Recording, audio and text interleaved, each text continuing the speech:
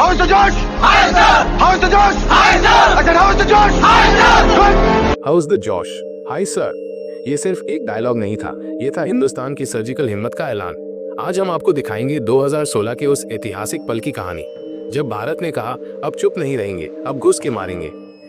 18 सितंबर 2016 की सुबह जम्मू कश्मीर के उरी सेक्टर में भारतीय सेना के बेस पर होता है एक कायराना हमला।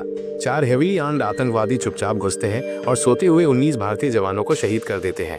हर तरफ धुआं, गोलियां और लाशों का मंजर। ये हमला सिर्फ एक कैंप पर नहीं, भारत की आत्मा पर था।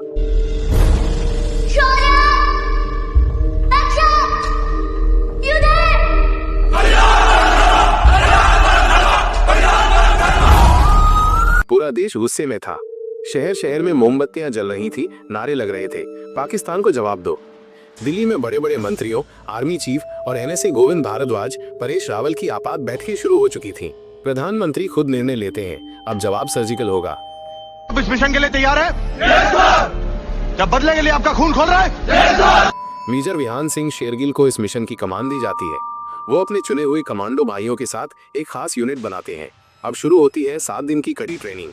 Silent communication, close combat fight, night vision training और real time drone surveillance. DRDO की मदद से अल्ट्रा मॉडर्न गैजेट्स और थर्मल इमेजिंग से नक्शे बनाए जाते हैं। Commanders, who are we? Indian army ने ये जंग शुरू नहीं की थी, but we will bloody hell finish it. 28 सितंबर की रात एलओसी पार करने के लिए हेलीकॉप्टर से उड़ान भरी जाती है, लेकिन रास्ता आसान नहीं था। बिजली कड़क रही थी, अंधेरा था, रेडार कवरेज एक्टिव था और दुश्मन के पास एंटी एयरक्राफ्ट गन्स थी। वॉइस साइलेंस मोड में हेलीकॉप्टर एलओसी के पास पहुंचते हैं। फिर जवानों को पैदल चट्टानों और नदियों के बीच से चुपचाप आगे बढ़ना पड़ता है। मिशन पॉइंट पर पहुंचते ही ड्रोन से टारगेट कंफर्म किया जाता है। 3 आतंकी बेस, 2 लीडर टेंट और एक कम्युनिकेशन हब। पहला हमला शुरू होता है। साइलेंसर लगी बंदूकें, तेज चाकू और C4 ब्लास्ट हर 1 सेकंड प्लान किया गया था। पहले कैंप में 10 आतंकियों को खत्म किया जाता है।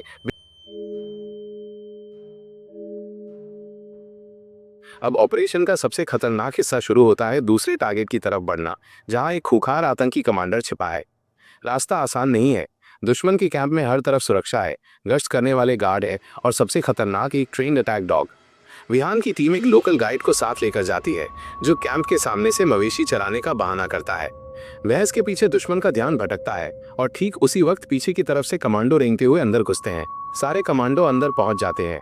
कई आतंकियों को साइलेंसर से शूट कर दिया जाता है। कोई चिल्लाने तक नहीं पाता। अब बारी है कमांडर की, लेकिन वो दिखता नहीं। विहान कमरे दर कमरे सर्च करता है। तभी एक जवान जमीन पर पड़े कालीन को हटाता है और नीचे एक छुपा दरवाजा मिलता है।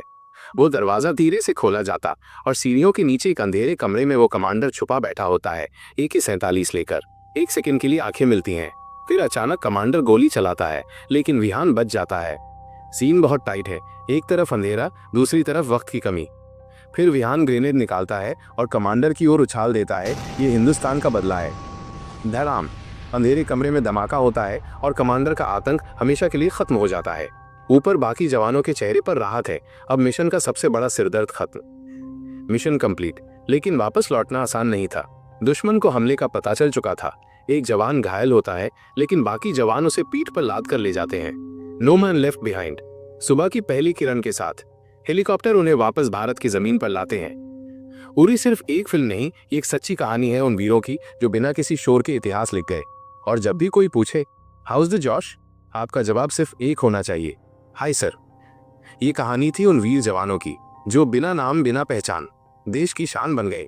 ना उन्होंने तमगा मांगा, ना तालियां, बस मिट्टी से वफा निभा दी। अगर आपका दिल भी हिंदुस्तान के लिए धड़कता है तो जुड़िए हमारे साथ और सब्सक्राइब कीजिए, जहां हर वीर को मिलता है उसका सच्चा सलाम। जय हिंद, वंदे मातरम।